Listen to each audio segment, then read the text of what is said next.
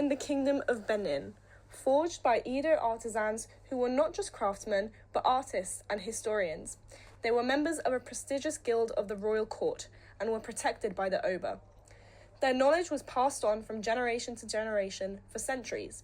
This society that we were born from, it honoured tradition and the stories of our ancestors. Through creating us, they documented their alliances, victories, and enduring legacies. We were made using not just bronze, but also ivory, leather, wood, and ceramic. The skills of the creators were great and varied. Wooden artifacts were carved directly by hand from blocks of freshly cut woods. Metals were made using lost wax casting, which required immense specialization. We are not just objects. We represent a sophisticated society that valued history and art, as well as our ancestors. We are not just prettily crafted objects. We are symbols, storytellers, and spiritual conduits. We decorated the palace of the Oba, honouring queen mothers and past Obas, glorifying his reign and divinity. We honoured ancestors, mythical beings, and our gods. We reminded people of our past. We weave the kingdom's identity. Above all, our purpose was to endure, stand as eternal witnesses to the greatness of our kingdom, the power of our people. This purpose has been stripped of us. Before I was taken, I had a profound and sacred purpose. I was an artifact created with care and precision to embody the honour and history of my people. I was not just an object, I was a symbol and bearer of tradition. When I was taken, my purpose was shattered. No longer was I a proud piece of heritage, I became an object stripped of meaning, removed from my context and disconnected from my rightful place. Instead of being part of a living, evolving Benin society, I was reduced to an item of fascination for those who could not understand or appreciate the significance of what I once represented. The sacking of Benin was a violent and soul-wrecking trauma, not just for the people, but for everything that stood as a testament to their civilization. As I was ripped from my place, I felt the deep sorrow of that loss.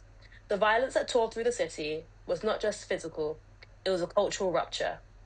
The very essence of who we were was stolen, as the taking was a deliberate act to erase the people who made me, to diminish their identity to the world.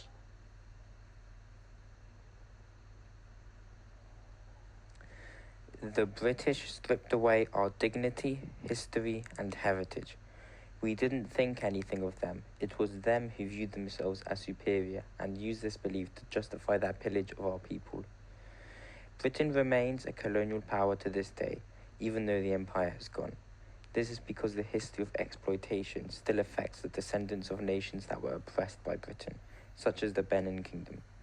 While there have been apologies and some returns of stolen artifacts, much is left unaddressed. The scars left by colonization remain. We, the Benin Bronzes, remain oppressed in a colonial museum rather than with our people.